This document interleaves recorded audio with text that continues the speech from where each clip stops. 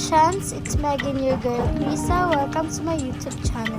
For today's vlog, pupunta nga po pala kami ng palengke ni boyfriend at bibili na kami ng ulam. Hindi pa po pala kasi kami nakapag-umagahan and kakagising namin at saka dumiretso na kami sa palengke. So ngayon guys, habit ko na talaga yung magluto kasi dati kumakain na kami sa labas katulad ng karinderya, yung mga nagbebenta ng mga ulam at kanin, yung kumakain na kami dyan sa may kanto namin. So yun lang, at napag-isipan ko na mas madali pala yung magluto at mas nakakatipid kaysa yung kumakain ka sa labas, mas makakagastos ka pa ng 200 pesos. So ayun, mas madali talaga at nakakatipid yung magluto ka na lang. So ayun nga guys, nagbabiyahe nga po pala kami dyan. So kasama ko dyan si boyfriend and palagi niya talaga ako sinasamahan kapag namamalengke ako. Ayan, kakababa lang po namin at naglalakad-lakad na po kami dyan sa may palengke. Andito na kami sa palengke guys. So ayan, lakad-lakad lang kami dyan ni boyfriend.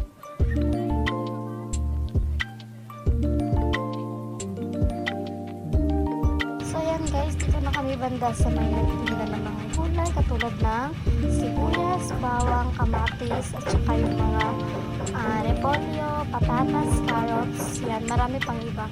So ayun guys, naglalakad-lakad lang kami dyan at papunta nga po pala kami dun sa nagtitinda ng mga manok. So ayan, manok na po yung uulamin namin kasi nag-request talaga si boyfriend ng manok daw at aadobohin ko daw. Palagi talaga yan nag-request si boyfriend ng uulamin namin. So ayan, sino ba namang tatanggi? Mahal ko yan eh.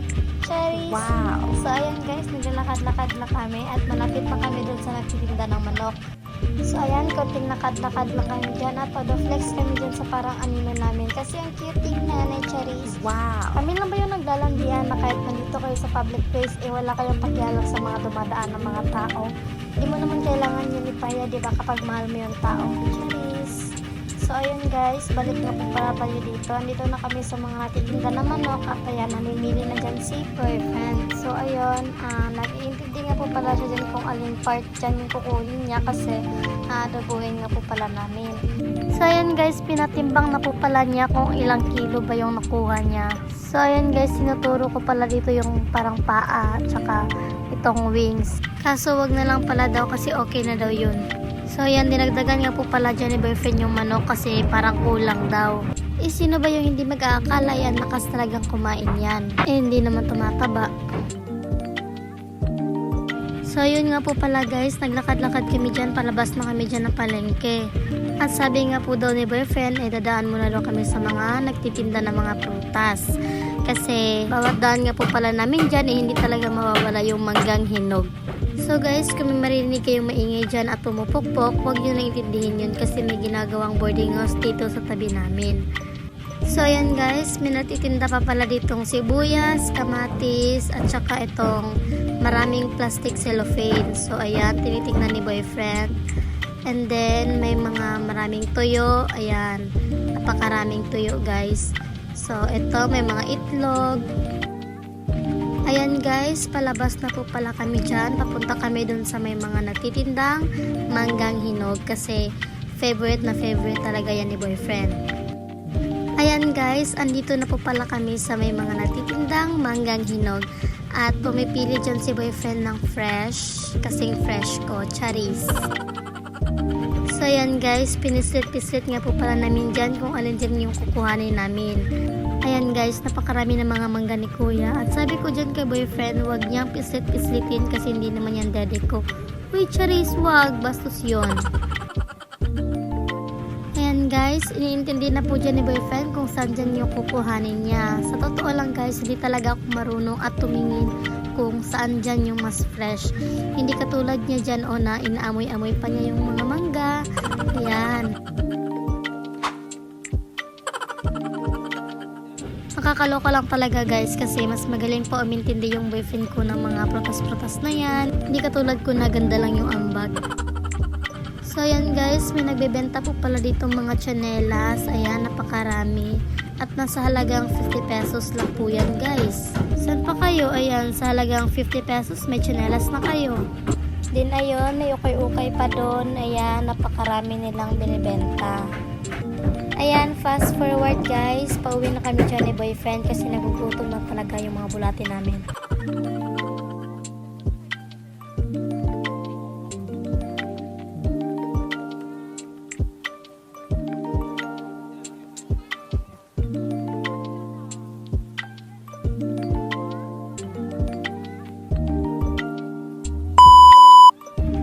Guys, hindi ko na pinakita kung ano yung mga ricado na nilagay ko dyan. Kasi alam niyo naman yun, di ba, kung ano yung mga ricado na ilalagay dito sa adobo. Ganyang adobo lang yung ginawa ko guys. Ayan, nilagyan ko lang siya ng patatas para kahit konti may protein at masustansya yung adobo natin.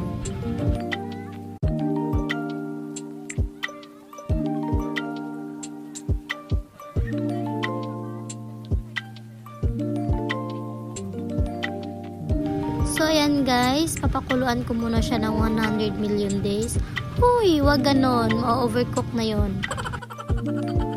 Ayan, hihintay lang natin hanggang sa maluto. So ayun, kakatapos lang namin kumain ni boyfriend and hindi ako nakapag-video habang kumakain kami kasi talagang ayaw namin ni boyfriend na nagsi-cellphone habang kumakain kasi nasa harap kami ng grasya. Kung mapapansin nyo dyan guys na mag-isa lang ako, malis si boyfriend, pumunta sa kanyang mama kasi hinatid yung mangga na binili namin kanina. So ayan, naglilinis lang ako ng higaan namin.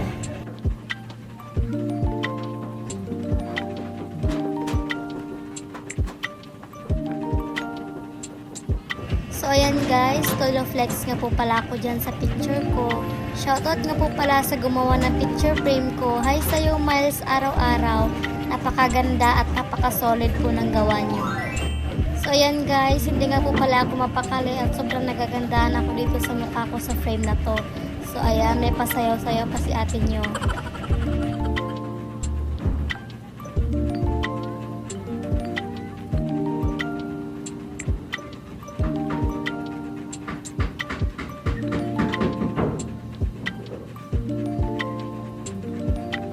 So yun nga guys, nag-aasikaso na po ako dyan kasi maliligo na ako. So tingnan nyo yung atin nyo, napakahagard na talaga. So ayan, iikot lang yan at nakaligo na yan. So 3, 2, 1, tcharan! So update guys, napunta na po pala ako dun sa pupuntahan kong salon kasi magpapalinis ako ng kuko ko sa paa. So ayan, napakatirik talaga ng araw ngayon at napakainit. So gora lang Japon besh. Ayan guys, naglalakad lang po ako papunta doon sa pupuntahan kong salon. So hindi ko na kailangan magsakay kasi malapit lang naman yun sa amin. So update ko na lang kayo guys pag nandun na ako. Bye! Update guys, so nandito na po pala ako. Ayan, pagpasok mo, ganito yung makikita mo. O, diba? Ang ganda at saka napaka-aesthetic tingnan. Syala-syala yung mga upuan nila guys. O, pang mayaman talaga yung aura ng salon. So ayan guys, naghahanap na ako dito ng kulay kasi sabi ni ma'am, maghahanap na daw ako dito ng kung anong gusto ko. So ayan, naghahanap ako dito ng kung anong mas bagay sa akin. So para sa akin, mas gusto ko yung black na may French tip na white. Kasi wala lang, nagagandahan lang ako. So ayan, nag-request ako kay ma'am na black na may French tip na white. So ayan, marami pa dito sa baba. Mayroong purple. Ayan, may light pink. Tsaka ayan, may blue. Marami pa guys. Napakarami nilang kulay. Ayan. Ayan guys, sobrang nagandahan ako dito sa nakalagay na Serenity Salon and Spa. Parang aesthetic talaga tignan. Ayan guys, pinaupo na po ako ni ma'am kasi mag-start na po daw kami. Ayan guys, tinanggal at nilinis na po ni ma'am.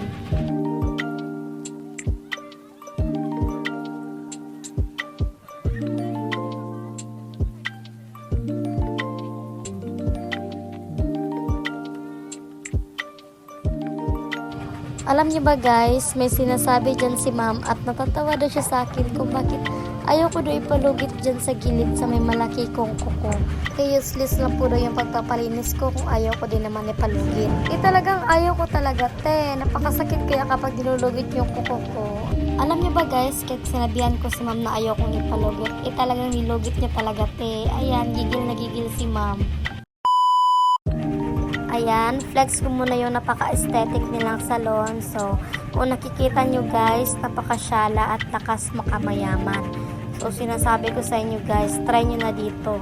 Napakaganda, napakalinis at napakaaliwalas tingnan. So, ayan, yung mga upuan talaga nila guys, napakamayaman talagang tingnan. So, ayan si ma'am. Ayan. So, dito lang yan sa tabi ng KCC Mall. So, balik tayo dito guys. Ayan, malapit nang matapos ni ma'am. So, naglagay na lang si ma'am ng French tip.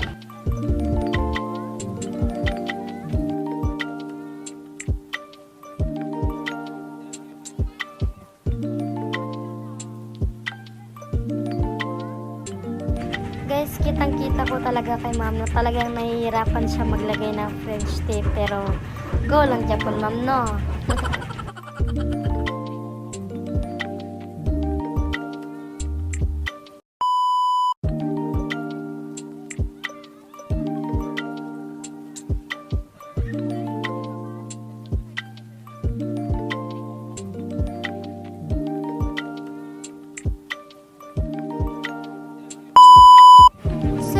Guys, kakatapos lang namin at nagpapahinga lang ko konti kasi hindi pa daw natutuyo yung pinapedicure ko.